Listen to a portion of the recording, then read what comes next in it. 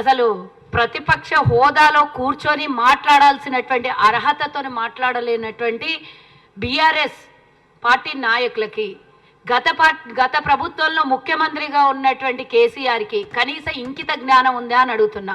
నువ్వు ఒక ప్రతిపక్ష హోదాలో గత 10 ఏళ్ళు ముఖ్యమంత్రిగా పరిపాలించి ఈరోజు ప్రతిపక్షంలో కూర్చొని ఇష్టం వచ్చినట్ల 12 పేజీల లేఖ రాసి ఇష్టం వచ్చినట్టు మాట్లాడుతున్నాడు. అదేమన్నా ప్రేమలేఖనా 12 పేజీలు రాయడానికి?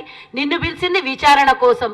చేతనైతే విచారణకు రా, లేకపోతే కాదు నేను తప్పు చేసినాను ఒప్పుకో. ఇక నువ్వు కొన్ని రోజులల్లా శాశ్వతంగా డబల్ బెడ్రూమ్ ఇల్లు అనేది ఎట్లాగో ప్రిపేర్ అవుతోంది కాబట్టి అక్కడ పోయే ఆలోచనలు నీకు ఉన్నట్టున్నాయి. కాబట్టి ఈరోజు విచారణకు ఆదేశించినటువంటి ఒక కమిటీ, ఒక జస్టిస్ నరసింహారెడ్డి గారు,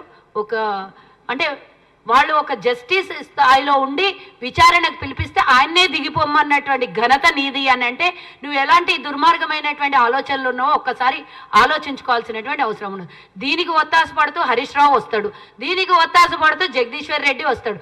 జగదీశ్వర్ రెడ్డికి నేను ఒక విషయం అడగాలనుకుంటున్నా. కాంగ్రెస్ ప్రభుత్వం ఏర్పడగానే మొదటి అసెంబ్లీ సమావేశాల్లో ఇంతంత పొడవు ఎగిరి నువ్వు పొట్టనివి ఇంతంత పొడవు ఎగిరి సమాధానాలు చెప్పినవు. ఏదన్నా ఎక్కడన్నా విచారణకు పిలవండి, ఈ విచారణకి కమిటీ వేయండి, మేము దేనికైనా సిద్ధము, మీరు పిలవండి మేము వస్తాము అన్నాం. మరి ఇప్పుడేమైంది? ఒక కమిటీ వేయంగానే తోక ముడిచి దాని మీద వ్యంగ్యంగా మాట్లాడడము, దాని మీద ఇష్టం వచ్చినట్ల ప్రభుత్వం మీద నిందలు వేయడము. అసలు మీరు తప్పులు చేసి మా మీద నిందలు వేయడం ఏందో నాకు అర్థమవుతలేదు. యావత్ తెలంగాణ ప్రజలకు తెలియదా? అన్న ఇంకా తక్కువ చెప్పినట్టున్నాడు. 6,70,000 కోట్లు కాదు, 10 లక్షల కోట్ల అప్పు మొత్తం మీద తీస్తే ఎంత. అంతేకాకుండా మీరు భూములలో మింగింది ఎంత, ధరణి పేరు మీద దోచుకున్నది ఎంత, ఇక ఒక్కొక్కటి తీస్తే లక్షల కోట్లే, ఏది కూడా 100,000 కోట్లు లేవు. మీరు చేసినటువంటి తప్పుడు పనులకి తెలంగాణ ప్రజలు 4 కోట్ల మంది బలైపోయి ఈరోజు 2.5 లక్షల రూపాయలు ఒక్కొక్కడి నెత్తి మీద మేము ప్రభుత్వానికి బాకీ పడ్డామంటే మీ దరిద్రం కాదా? మీరు చేసినటువంటి పాపం పని కాదా? ఈరోజు కేసీఆర్ని అడుగుతున్నా, నువ్వు ఇన్ని 12 పేజీల లేఖ అవసరం లేదు, విచారణకు పిలిచిండ్రు, సీదా వచ్చి కూర్చోడా. విచారణకు ఆదేశించినప్పుడు ఒక కమిటీలో ఒక పెద్ద స్థాయి వ్యక్తి, ఒక చదువుకున్నటువంటి మేధావులతో కమిటీ వేసారు. వాళ్ళు అడిగిన ప్రశ్నలకి నీకు నిజంగానే నీతి నిజాయితీ ఉంటే మాటలు అక్కడ వచ్చినటువంటి దానికి నిరూపించుకో. దీని ఎందుకు చల్లకొచ్చి ముంచ దాచుకున్నట్టు ఏడో దాచుకొని నువ్వు ఈరోజు సమాధానాలు ఎందుకు చెప్తున్నావు?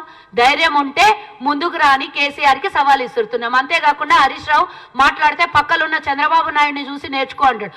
ఒక దాని మీద సంతకం అయింది బాబు, ఒకటే అమలు పరుస్తుండ్రు, సంతకాలు అన్ని పెట్టిండొచ్చు. మేము కూడా తొలి రోజు ప్రభుత్వం అధికారంలోకి వచ్చిన తొలి రోజు 2 పథకాల మీద మేము సంతకాలు పెట్టి, 10 లక్షలు ఆరోగ్యశ్రీ కోసం సంతకాలు పెట్టి పూర్తి స్థాయిలో నెరవేరుస్తున్నాం. ఈరోజు ఉచిత బస్సుని నెలకి 350 కోట్లు ప్రభుత్వం మీద భారం పడుతున్నా మీరు చేసిన పాపకర్మము ఈరోజు 10 లక్షల కోట్లకు అప్పులు కట్టుకుంటూ మేము ఇచ్చినటువంటి మాటను నిలబెట్టుకుంటూ ఈరోజు ప్రభుత్వం ఉచిత బస్సుని సేవను అందిస్తోంది. అప్పుడు సేవను అందిస్తున్న సమయంలో కూడా వ్యంగ్యంగా మాట్లాడి మహిళలందరూ కొట్టుకుంటున్నారు, ఆటో డ్రైవర్లు కార్మికులందరూ కలిసి ధర్నాలు చేస్తున్నారు అని అట్లా రెచ్చగొట్టింది. ఈరోజు సాఫీగా నడుస్తుంది. మరి ఆటో డ్రైవర్లకు ఏమైనా ఇబ్బంది అయిందా? రెచ్చగొట్టి ఎంతో మందిని చంపిన పాపం మీది. ఆ రోజు ప్రభుత్వం మీద లొల్లి చేశారు. ఈ రోజు ఇక్కడ చూస్తే మళ్ళా ధర్నా చౌక్ దగ్గర రెచ్చగొట్టి ఈరోజు ప్రవీణ్ అంటే దానికి గెస్ట్గా వస్తున్నాడంట. నేను అన్ని కలిపి చెప్తున్నా ఎందుకు అని అంటే ఈ విషయము వీళ్ళు ప్రజల్ని రెచ్చగొట్టి ప్రజల్ని ఇబ్బంది పెట్టి యువతను పాడు చేసే విధానంలో భాగమే బీఆర్ఎస్ నాటకాలు.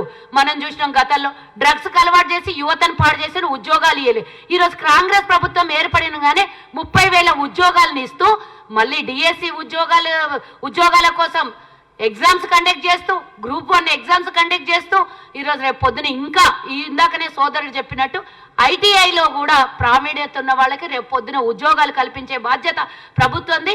ఈరోజు ముఖ్యమంత్రి గారు కూడా క్లియర్గా చెప్పిండ్రు, ఈ శాఖకి నేను పూర్తిగా మీ బాధ్యత నేను తీసుకుంటానని. ఏ ముఖ్యమంత్రి అన్న అలా చెప్తారా?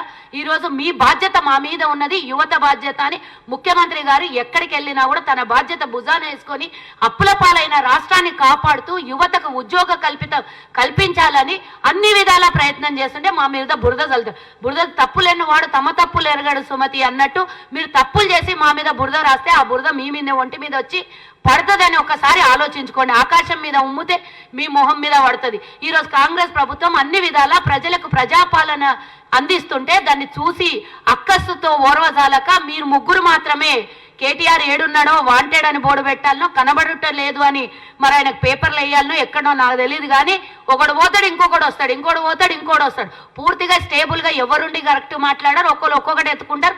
దానికి రూపం ఉండదు, రంగు ఉండదు, మళ్ళీ ఇంకొకటి వస్తాడు మాట్లాడి. ఏమంటే మేము ప్రతిపక్షంలో ఉన్నాం, ప్రశ్నిస్తున్నామని ప్రజలకు చూపించుకోవాలనే ప్రయత్నం మీది. కానీ అసలు నిజంగానే ప్రతిపక్షంలో ఉంటే మీరు మాకు కనీసం సూచనలు ఇవ్వండి, సలహాలు ఇవ్వండి. అంతేగాని మేము విచారణకు రాము, మీరు చేసినటువంటి అవినీతి బయటికి పెడితే దాని మీద ఏదన్నా ఒకటి మాట్లాడతామన్నట్టు ఇక్కడ ఊరుకునేది లేదు. ప్రతి ఒక్కటి ఏ సంస్థలో మీరు ఎక్కడెక్కడైతే అవినీతి చేసినరో, గొర్రెల విషయమైనా సరే, భూమిలో మీరు ధరణిలో చేసినటువంటి అవినీతి అయినా సరే, ఫోన్ ట్యాపింగ్ చేసిన విషయంలో అయినా సరే, ఈరోజు విద్యుత్ బకాయిలలో అయినా సరే, విద్యుత్లో మీరు చేసినటువంటి మొత్తం స్కామ్ అయినా సరే, సివిల్ సప్లైలో చేసినటువంటి స్కామ్ అయినా సరే, ఏది వదిలిపెట్టదు. మీరు ఎవరికి శ్రీకృష్ణ జన్మస్థానం ఊచలు లెక్క పెట్టుకునే సమయం దగ్గరకు వచ్చింది కాబట్టి ఇలాంటి డ్రామాలు అన్నీ చేస్తున్నారు. మీరు ఏం చేసినా టాపిక్ డైవర్ట్ చేసి మీడియాని డైవర్ట్ చేసే ప్రయత్నం మీరు చేసినా కూడా విచారణ ఎక్కడ కూడా ఆగదు, దేనికి లొంగదు అని తెలియజేస్తున్నా.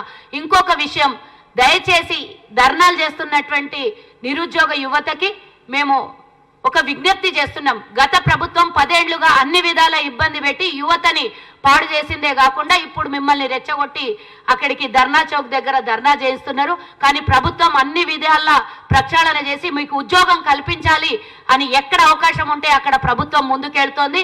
ప్రభుత్వానికి సహకరించండి. మీకు కావాల్సిన విన్నపాలు ఏమన్నా ఉంటే మా ప్రభుత్వాలు, మా ముఖ్యమంత్రి, మా మంత్రులు అందరూ అందుబాటులో ఉన్నారు, వారికి విన్నవించుకోండి. కానీ ఇలా ధర్నాలు చేసి వాళ్ళు వచ్చి ఈరోజు ప్రవీణ్ని కూడా నేను అడుగుతున్నా, ప్రవీణ్ ఏమేమో చేస్తున్నాడు. గతంలో నువ్వు కేసీఆర్ మీద ఏమేమో మాట్లాడి ఈరోజు పోయి వాళ్ళకు నువ్వు వాళ్ళ పార్టీలో చేరి వాళ్ళకేదో నువ్వు సహాయం చేస్తాను పోతున్నావు. కానీ అది నీకు బిగుసుకుంటున్నటువంటి ఉచ్చు అని ఒకసారి ప్రవీణ్ గుర్తు చేసుకోవాలని నేను డిమాండ్ చేస్తున్నాను.